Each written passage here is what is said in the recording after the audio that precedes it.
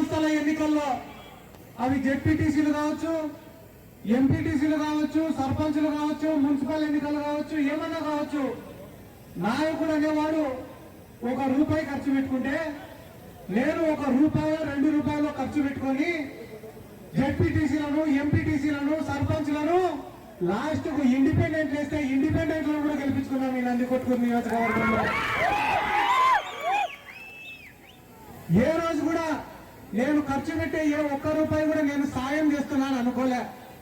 ఎందుకంటే ఈ రోజు నేను అనుభవిస్తున్న ఈ హోదా గాని, నేను ఉన్న ఈ స్థాయి గాని, ఇవన్నీ కేవలం మీరు నాకు ఇచ్చిన హోదానే. కాబట్టి నేను ప్రతిరోజు మీకు పని చేయాలని చెప్పి ఒక బాధ్యతగా అనుకున్నానే తప్ప ఏ రోజు కూడా సాయం చేసినట్లా నేను ఫీల్ కాలేదు.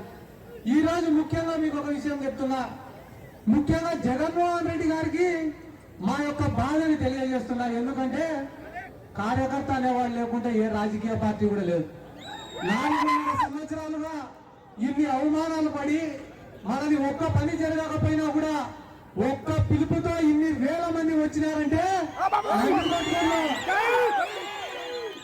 నందికొట్కూరు నియోజకవర్గంలో వైఎస్ఆర్ కాంగ్రెస్ పార్టీ అనేది ఎంత బలంగా ఉందో ఒక్కసారి అధిష్టానం వాళ్ళు కూడా గమనించుకోవాల్సిన అవసరం ఉంది. ఎందుకంటే ఈ నియోజకవర్గంలో కష్టపడింది మేము, ఓట్లు అడిగింది మేము, కేసులు వేపించుకునేది మేము, అవమానాలు పడింది మేము, ఎమ్మెల్యేలు గెలిపించుకునేది మేము.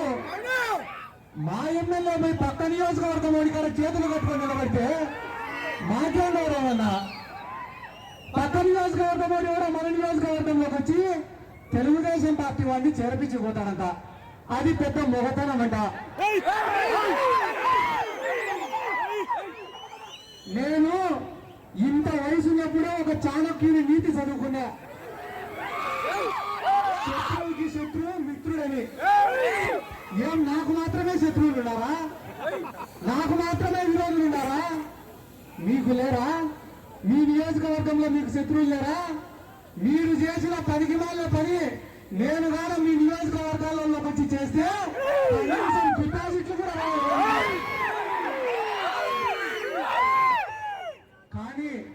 కానీ ఈ పార్లమెంట్ పరిధిలోనే కాదు, ఎక్కడ కూడా ఏ రాజకీయ పార్టీ నాయకుడితో కూడా నాకు శత్రుత్వం అనేది లేదు. కానీ నేను వైఎస్ జగన్మోహన్ రెడ్డి గారి కింద పనిచేస్తున్నా, వైఎస్ఆర్ కాంగ్రెస్ పార్టీలో పనిచేస్తున్నా. ఒక పార్టీ, ఒక నాయకత్వం, ఒక సిద్ధాంతం అని అనుకున్నప్పుడు అవతల వాడు ఎవరైనా కూడా నాకు శత్రువుతోనే సమానం అని చెప్పి తెలుగుదేశం వాళ్ళతో శత్రుత్వం పెట్టుకునే తప్ప తెలుగుదేశం వాళ్ళతో నేను శత్రుత్వం పెట్టుకునే తప్ప వ్యక్తిగతంగా నాకు ఎవరితో శత్రుత్వాలు ఉంటాయి. కానీ నందికొట్కూరులోకి వచ్చి రాజకీయం చేయాలని అనుకునే వాళ్ళు ప్రతి ఒక్కరికి కూడా నేను చెప్తానా, ఇప్పటికైనా మీ పెద్దరికం, మీ గౌరవం కాపాడుకొని హుందాగా వ్యవహరించండి. లేదు ఈ బ్రోకర్ పనులు మేము మానుకోమంటే ఈ రోజు నుంచి రాజకీయం అనేది వేరే రకం ఉంటుంది. ఎందుకంటే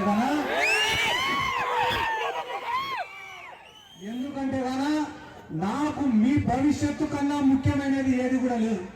మీ మంచి కన్నా, మీకు మేలు జరిగేదానికన్నా వేరేది ఏది కూడా నాకు ముఖ్యం కాదు. చివరికి మీరు బాగుంటారనుకుంటే ఆ నిమిషమే నా ప్రాణం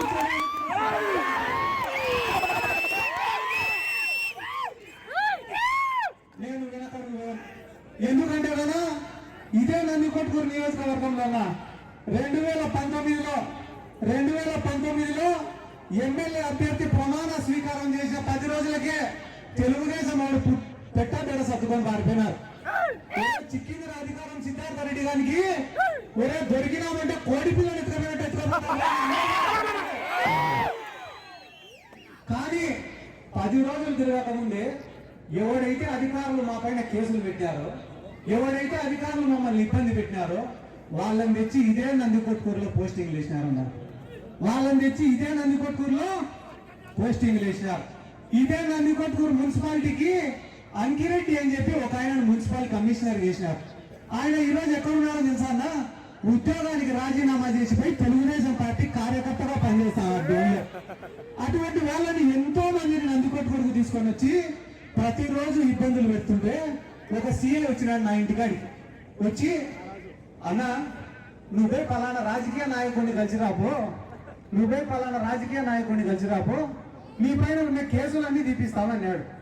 ఒరే, నాకు నచ్చకుంటే, ప్రజలకు కీడు చేస్తే, ప్రజలకు హాని తలపెడితే నా కుటుంబాన్నే లెక్క చేయలే నేను,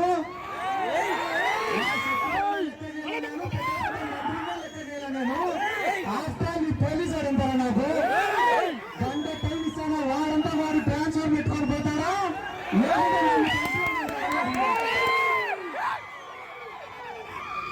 కానీ మనం పంపించాల్సిన అవసరం లేకుండా వాడే పోయి ఇరుక్కుని ఆ డోన్లో వాడే పోయి ఇరుక్కొని వాడే సస్పెండ్ అయినాడు.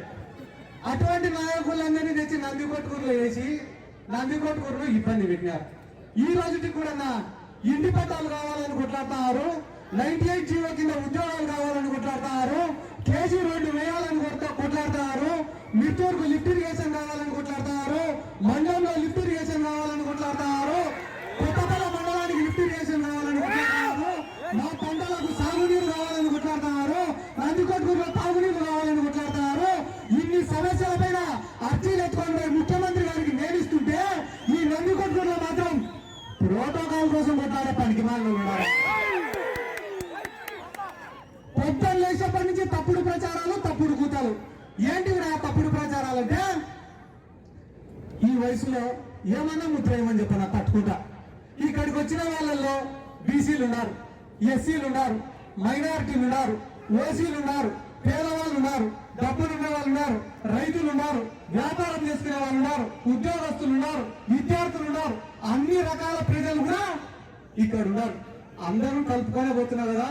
ఎంతో మంది ఎస్సీలు వాళ్ళ ఇళ్లకు ప్రేమగా పిలిచి నాకు కూడి పెడుతున్నారు కదా.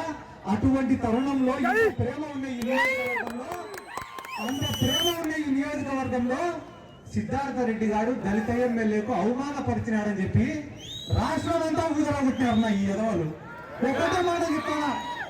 ఒక్కటే మాట చెప్తానా, గుండెల మీద చేసుకొని ఒక్క నిమిషం ఆలోచన చేయండి. గడిచిన 5 సంవత్సరాలు, పోయినసారి ఎన్నికల్లో ప్రతి గడప తిరిగిన, ప్రతి ఊరికి వచ్చిన, ఒక్కొక్క ఊర్లో 10 మీటింగులు పెట్టిన, వైఎస్ఆర్ కాంగ్రెస్ పార్టీకి ఓటేమని అడిగిన, ఫ్యాన్ గుర్తుకు ఓటేమని అడిగిన, కానీ అధికారం వచ్చిన రోజు నుంచి ఈ రోజు వరకు మీ గ్రామాలకు నేను ఒక్కసారైనా వచ్చినాను. మీ గ్రామంలో జరిగే ప్రభుత్వ కార్యక్రమాలలో ఒక్కరోజైనా పాల్గొనేలా? ఏ రోజైనా ఎమ్మెల్యే వచ్చినప్పుడు అదే కార్యక్రమానికి అటెండ్ అయ్యి ఆ ఎమ్మెల్యే యొక్క హక్కులకు భంగం కలిగించినానా? రాలే. రాకుంటే ఏమో సిద్ధార్థ రెడ్డి కనపడ్డంలే, వస్తే ఏమో ఎమ్మెల్యే ప్రోటోకాల్ కి ఆటంకం కలిగించినాడని మాట్లాడుతున్నారు. నేను మహా అంటే 10 కార్యక్రమాలకు అటెండ్ అయ్యిందా? ఆ 10 కార్యక్రమాలకు కూడా ఎందుకు అటెండ్ అయినా తెలుసా? నేను మిట్టూరుకు అనిల్ కుమార్ యాదవ్ గారిని పిలుచుకొని వచ్చిన. దేనికోసం పిలుచుకొని వచ్చిన? ఆయన ఇరిగేషన్ శాఖ మంత్రి. అన్నా, నువ్వు ఒక్కసారి వచ్చి మా మిట్టూరు మండల పరిస్థితి చూస్తే నువ్వు ఒక లిఫ్ట్ ఇరిగేషన్ శాంక్షన్ చేస్తాడేమో అనే ఉద్దేశంతో ఆయనను మిట్టూరుకు పిలుచుకొచ్చినా తప్ప నాకేదో ఫోటోలకు పోజులు ఇవ్వాలనో, సోషల్ మీడియాలో పెట్టుకోవాలనో, విలేకరులకు పోజులు ఇవ్వాలనే ఉద్దేశం నాకు లేదు.